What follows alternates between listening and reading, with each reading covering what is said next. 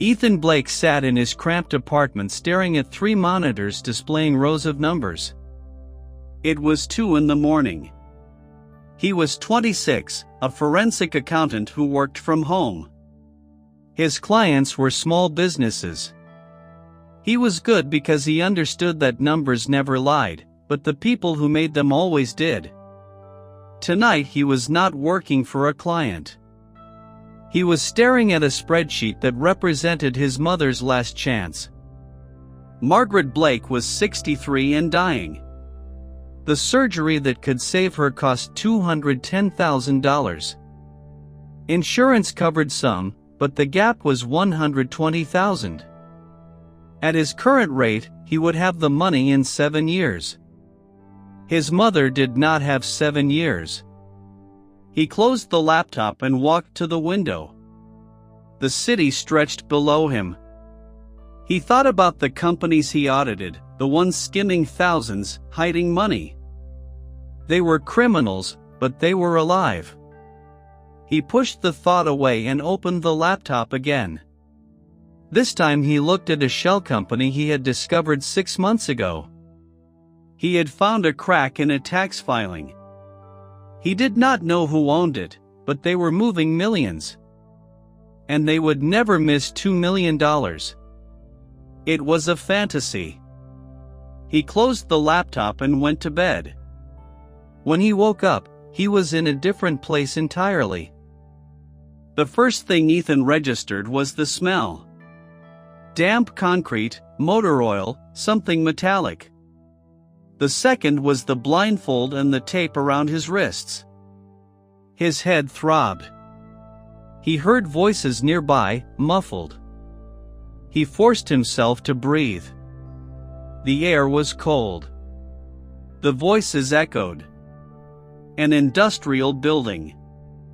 Footsteps approached, then the blindfold was ripped away. Light flooded his vision. He blinked. A warehouse, cavernous and cold, with high windows letting in pale morning light. 3 men stood before him. The one in the middle was older, maybe 60, with gray hair and eyes that had stopped caring. He wore a rumpled suit. The man on his left was younger, built like someone who solved problems with his fists. The man on his right was thin, nervous, with wire-rimmed glasses and a tablet clutched to his chest. He looked like an accountant. That terrified Ethan most.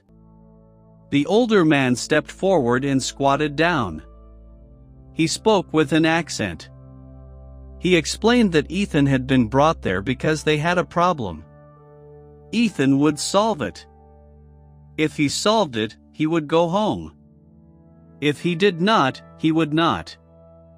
He asked if Ethan understood. Ethan nodded. He asked what kind of problem. The older man's smile did not reach his eyes. Someone was stealing from him. $2 million. His people could not find who. Ethan would find it. He had 24 hours. The man with the tablet introduced himself as Victor. He was the organization's accountant. He set the tablet on a crate and pulled up spreadsheets. Ethan's wrists were freed, but the 2 large men remained close.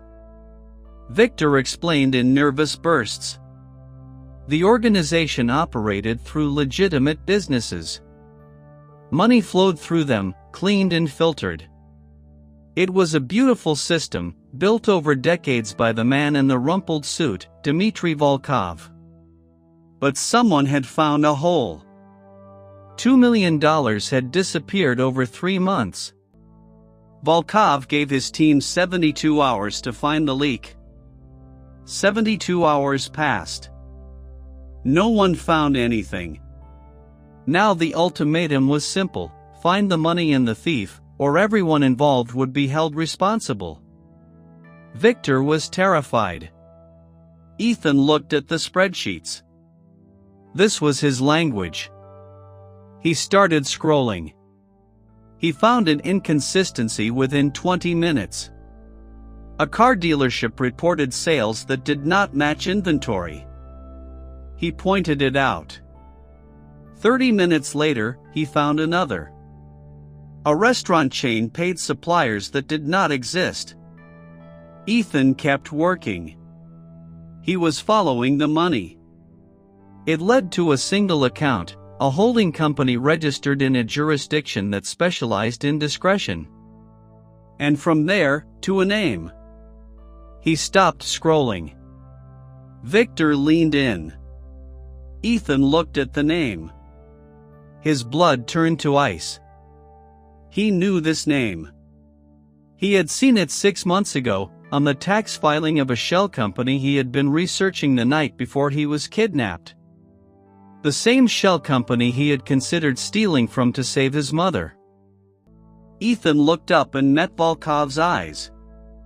The older man had been watching him silently. Ethan's mind raced.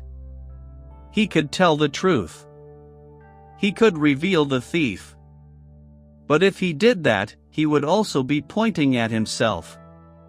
The name was connected to the same network he had been investigating. If Volkov asked how he knew, what would he say? The silence stretched. Victor shifted nervously. The guards tensed. Ethan made a decision. He would buy time. He explained that he had found the mechanism, the how. But the who would take longer. The money was routed through multiple shell companies. Unraveling it would take hours. Volkov's expression did not change. He said Ethan had hours. He walked away. Victor stayed. Ethan turned back to the tablet, but his eyes were not on the numbers. He was thinking. The thief was inside the organization. The holding company was sophisticated. This was planned. And the thief left a trail that led directly to them. Why? Either they were confident or they wanted it found. The second possibility was terrifying. Ethan looked at Victor. He asked how long Victor had worked for Volkov. 11 years. Ethan asked if he had ever seen anything like this. Never. The system was perfect. Ethan observed that no system was perfect. Someone built a door into theirs. Someone who knew exactly where to put it. Victor's face went pale. He understood. The thief was one of them. He whispered for Ethan to keep working. Ethan nodded. But he was looking for something else now, a way out. He found it in the data. A pattern he had noticed. Transactions that did not quite match, dates slightly off. The thief made a mistake. A small one. Ethan filed it away. He kept pretending to work while his mind built a different plan. The hours passed. Ethan's eyes burned. The guards changed shifts. Victor brought water. Volkov appeared occasionally. Ethan found more pieces. The thief created a parallel system. Fake suppliers, phantom employees. The money flowed out in trickles and vanished. It was elegant. But Ethan found the mistake. A single transaction dated wrong. A payment recorded on a Sunday. Banks did not process payments on Sundays. From that mistake, Ethan traced the IP address. It came from inside the organization's network. The thief worked from within Volkov's inner circle. He knew who it was. Marcus. The man who oversaw finance. The man Volkov trusted completely. Ethan kept the information to himself. He was playing a dangerous game. Every hour brought him closer to the deadline. But revealing the truth too soon was just as deadly. He needed leverage. He started asking Victor questions. Who handled overseas accounts? Who had signing authority? Victor answered nervously. The picture emerged. Marcus had access. Marcus built the system. Marcus had been with Volkov longest. And Marcus was the name on the holding company.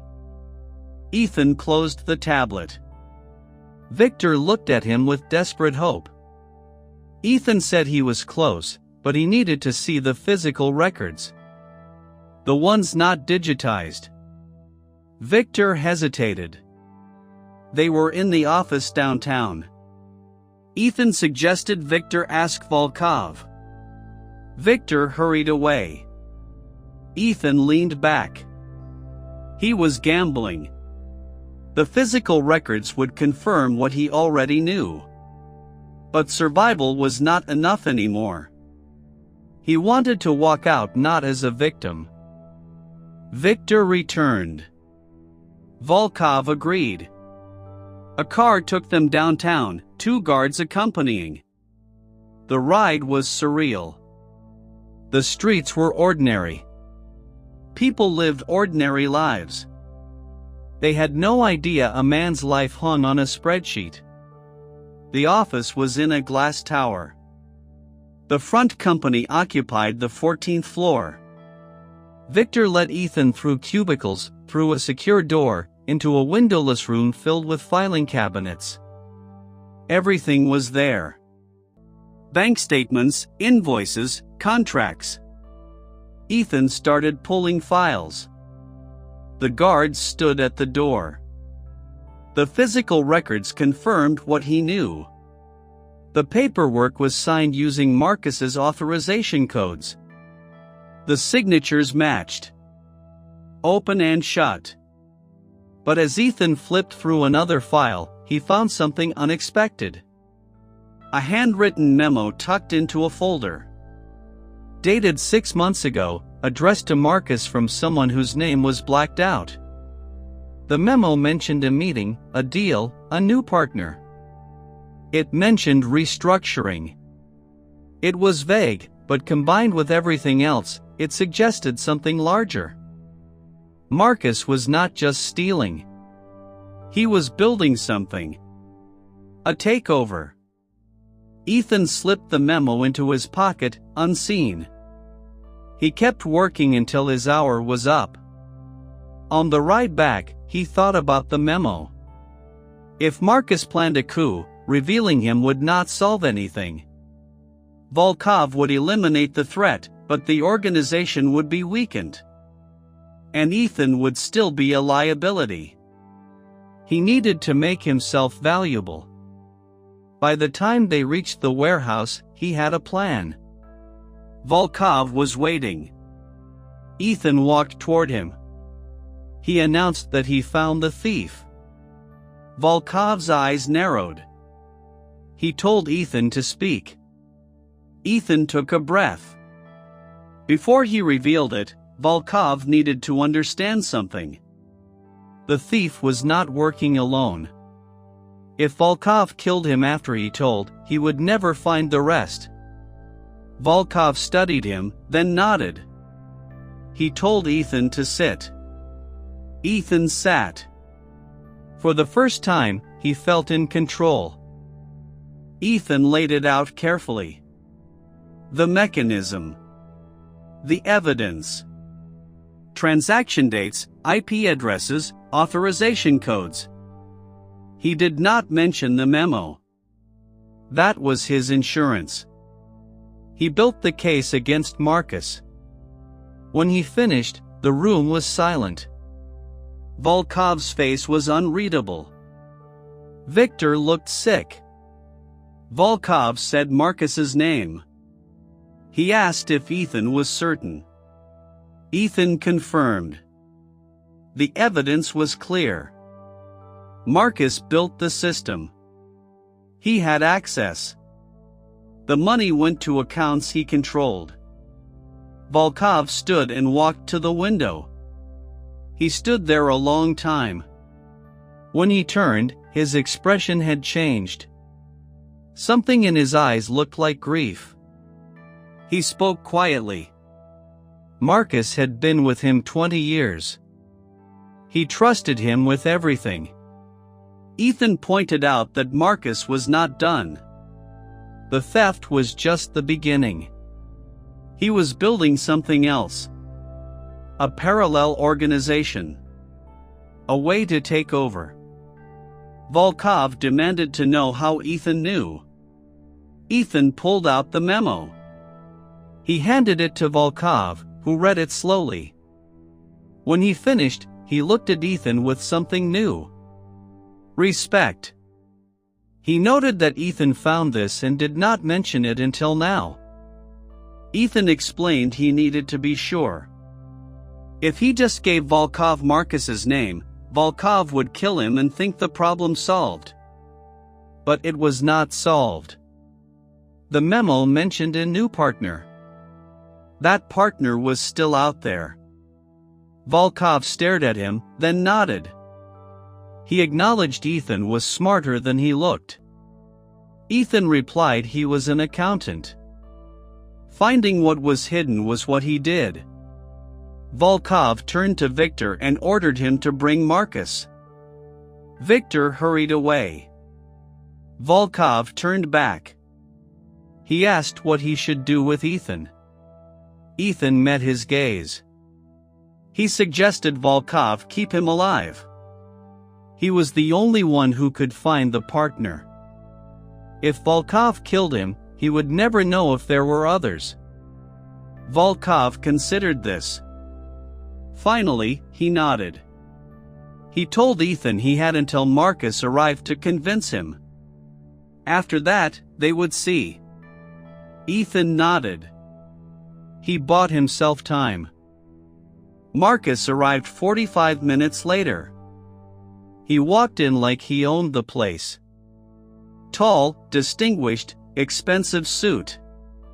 When he saw Ethan, his expression flickered. Marcus knew why he was here. Volkov greeted him warmly. A performance. Volkov mentioned the situation. His guest had been helping investigate. Marcus looked at Ethan with polite interest. He commented that Ethan did not look like he was there by choice. Volkov acknowledged that.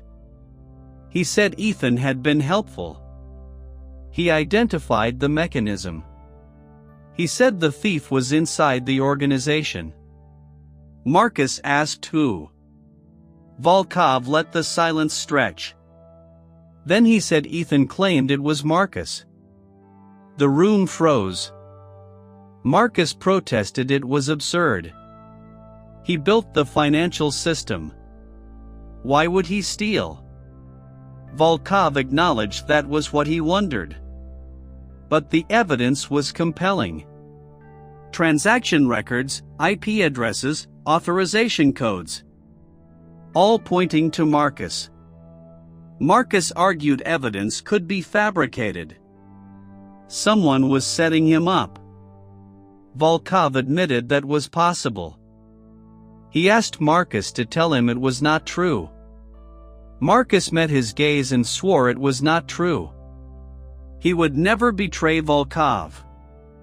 Volkov nodded slowly. Then he turned to Ethan. He asked what Ethan had to say. Ethan looked at Marcus. He thought about the memo. He said calmly that Marcus was lying. And he could prove it. Marcus's eyes narrowed. He threatened Ethan was a dead man. He asked who paid Ethan to set him up. Ethan replied he worked for no one. He was just an accountant who got kidnapped. His job was finding the truth. The truth said Marcus was the thief. Volkov silenced them both. He told Marcus to sit down.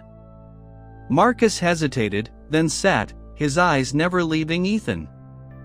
The hatred was pure. Ethan felt it. But he did not look away. The next hour was intense. Ethan walked Marcus through the evidence. IP addresses, authorization codes, shell companies. Marcus countered everything. The IP could be spoofed. The codes could be stolen. He was good. But Ethan had something Marcus did not expect. The memo. Volkov produced it. Marcus picked it up, read it. His composure cracked.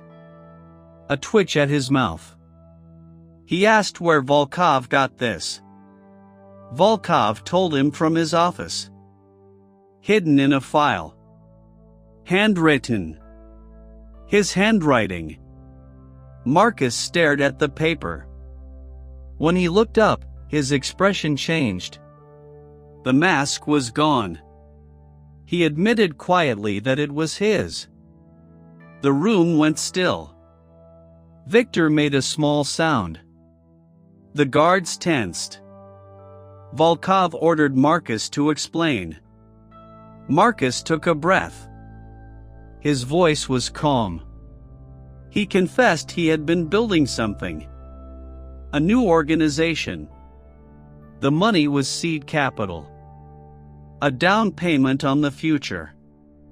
Volkov said their future. Marcus corrected him. His future. Volkov's was over. Volkov stood slowly. He walked around the table until he stood before Marcus. His voice was soft. He reminded Marcus of 20 years. He gave him everything. Trust. Authority. A family. And this was how Marcus repaid him. Marcus met his gaze. He said Volkov gave him a job. He built an empire. The empire should be his. Volkov nodded slowly. Then he turned to Ethan. He acknowledged Ethan was right. Ethan said nothing. Volkov ordered the guards to take Marcus to the back. Marcus did not resist. He looked at Ethan as he was led away. His expression was strange. Not hatred. Something closer to respect. He said Ethan was smarter than he thought. But he added that Ethan was still a dead man. He knew too much. Ethan watched him go. Volkov stared at the wall. When he spoke, his voice was tired. He acknowledged Ethan saved him from a traitor. That had value. But Marcus was right. Ethan did know too much. Ethan's heart stopped. He said carefully that he knew what Volkov paid him to find out. He did not know anything else. He did not want to. Volkov pointed out that Ethan could find out.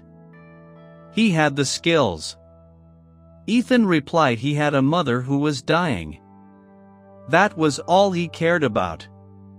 He did not want Volkov's secrets. He just wanted to go home. Volkov studied him. Then he pulled out a business card. He slid it across the table. A bank in Switzerland. An account number.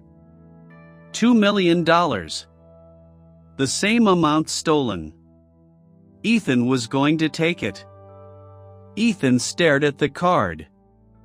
He asked what if he refused. Volkov smiled coldly. Then Ethan would never leave the warehouse. Either way, the outcome was the same. The only difference was whether his mother got her surgery. Ethan picked up the card. His hand shook. The transfer was arranged within hours. Ethan sat before a laptop, Victor hovering behind. The money moved from Volkov's account to the Swiss account, then to a medical trust. Clean, untraceable. When it was done, Ethan closed the laptop. He had just become a criminal. He accepted stolen money from a murderer. And his mother was going to live. Victor clapped his shoulder. He said Ethan did good. Ethan did not respond. Victor left. Ethan sat staring at the blank screen until guards took him to a room. Not a cell. Just a place to rest until morning. Volkov wanted to see him again. Ethan lay on the cot and stared at the ceiling. He thought about his mother. He thought about Marcus. He thought about the moment he decided to follow that crack in the tax filing. It was like a spreadsheet. Every choice was a number. The numbers added up. You could not change the total. Sleep did not come. He lay awake until gray light seeped through the windows. Then the guards came. The warehouse grew dark. High windows showed only blackness. Ethan sat alone at the table, the business card in his pocket. Victor left to make calls. The guards remained. Ethan thought about his mother. She would be sleeping, unaware her son became a criminal to save her. From somewhere deep in the warehouse, a sound echoed. Muffled, indistinct, but human. Marcus. The sound came again, louder. Then silence. Ethan did not move. He focused on breathing. He was alive. His mother would be alive. Everything else was noise. Victor returned 20 minutes later. His face was pale. He did not meet Ethan's eyes. He said quietly it was done. Marcus would not be a problem anymore. Ethan nodded. He did not ask. Victor continued. Volkov wanted to see him in the morning. He said to tell Ethan he was not a guest anymore. He was an employee. The word landed like a weight. Employee. He belonged to them now. Victor led him to a small room in the back. A cot, a chair, a sink. Clean and bare. Victor left. Ethan lay on the cot and stared at the ceiling. He thought about the mistake that led him here. He thought about his mother. For the first time in years, he cried. Morning came gray and cold. Ethan had not slept. Victor fetched him. The drive to Volkov's office took 20 minutes. The city woke up, life continuing as if nothing changed. For them, nothing had. For Ethan, everything was different. Volkov's office was modest. A desk, bookshelves, windows overlooking the river. Volkov gestured to a chair. Ethan sat. Silence stretched. Finally, Volkov set his tablet aside. He acknowledged Ethan did well. He saved Volkov from a serious problem. Ethan said nothing. Volkov continued. Killing Ethan would be easy. But wasteful. Ethan had skills Volkov needed. Ethan said quietly he was not a criminal. Volkov smiled. He pointed out Ethan accepted $2 million from a criminal organization. He helped identify a traitor. He sat there talking to Volkov instead of going to the police. He was a criminal now. The only question was what kind. Ethan asked what Volkov wanted. Volkov answered he wanted Ethan to work for him. Formally. He would audit Volkov's businesses. He would be well paid. His mother's care would be covered. He would have protection. Ethan asked what if he refused. Volkov's expression did not change. Then Ethan would walk out. But the money would stay. The transfer could be reversed. His mother's surgery would be cancelled. He would spend his life wondering if she would still be alive if he made a different choice. Ethan stared at him. The cruelty was breathtaking. Volkov waited. Ethan finally asked what he would have to do. The words tasted like ash. Volkov smiled. Nothing Ethan could not handle. Numbers. Just numbers on a screen. But they both knew it was more than that. It was everything. 6 months later, Ethan sat in his new office on the 14th floor of a glass tower. The same building where he found the memo. His desk was expensive. His view showed the river. He wore suits now. His mother was alive. The surgery succeeded. She called every Sunday, her voice bright with gratitude. He told her stories about his new job. She never asked too many questions. Today's work was routine. A restaurant chain with discrepancies. Small things. Ethan moved through the numbers with practiced efficiency. The organization ran smoothly. Marcus was a memory. Victor got promoted. Even the guards became familiar faces. Ethan was part of this world now.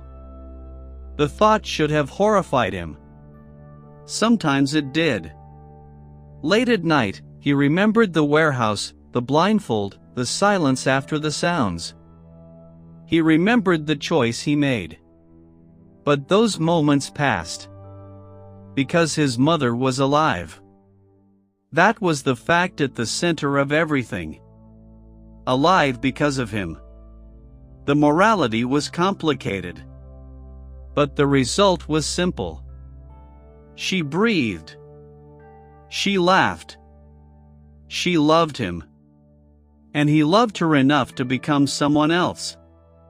On his desk, the phone buzzed. A message from Victor. A new problem. A new set of numbers. Ethan picked up the phone, then turned back to his computer. The numbers waited, green on black. He started to work. Somewhere across the city, his mother planted flowers in her garden, humming a song. She had no idea what her son became. She would never know. And Ethan, sitting in his glass tower, watching the river flow, understood this was both his punishment and his reward. He kept working. There was nothing else to do.